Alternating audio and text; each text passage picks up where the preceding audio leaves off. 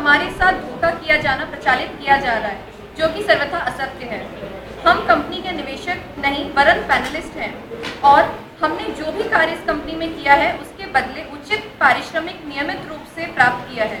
जब से मीडिया ने स्पीक एशिया के खिलाफ अंतर्गत आरोप लगाए हैं, तब से भारतीय रिजर्व बैंक के निर्देशों के द्वारा भारतीय बैंकों ने हमारी कंपनी के साथ लेन देन पर रोक लगा दी गई। स्पीक एशिया हमेशा ही हमारा पैसा देने के लिए तैयार है, लेकिन सरकारी नीतियां, भारतीय मीडिया और कुछ राजनेता झूठे आरोप लगाकर इस कंपनी को बंद करने का षड्यंत्र कर रहे हैं। हम सब पैनलिस्ट स्पीक एशिया के साथ हैं और हमें इस कंपनी से किसी तरह की कोई शिकायत नहीं है। देश के 15 लाख पैनलिस्ट इस कंपनी के साथ हैं।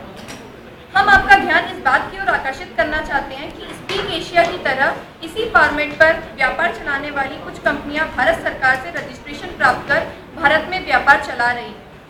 हम आपका ध्यान आकर्षित करना चाहते हैं कि जब दूसरी कंपनियां बिना किसी रुकावट के अपना व्यापार इस देश में कर रही हैं, तो फिर स्पीक एशिया को ही क्यों गलत आरोप लगाकर व्यापार करने से रोका जा रहा है। हम सरकार की इस दोगली नीति का कड़ा विरोध करते हैं और स्पीक एशिया को भारत में काम करने की अनुमति देने तथा बैंक के लेन देन को शुरू कर हम 15 लाख पैनलिस्टों के रोजगार के एक साधन को सुचारू रूप से प्रारंभ करने की मांग करते हैं।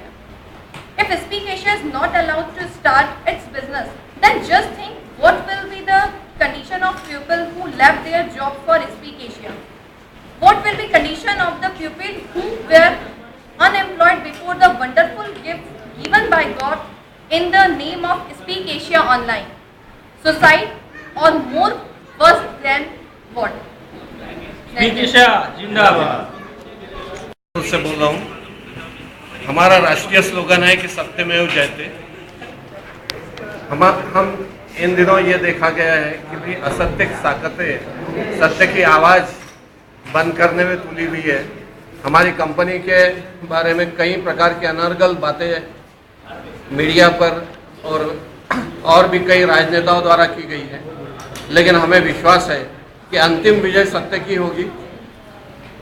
हमें विश्वास है कि सत्य ही जीतेगा, चाहे कितने भी जोर लगा ले असत्य के लिए, लेकिन सत्य ही जीतेगा।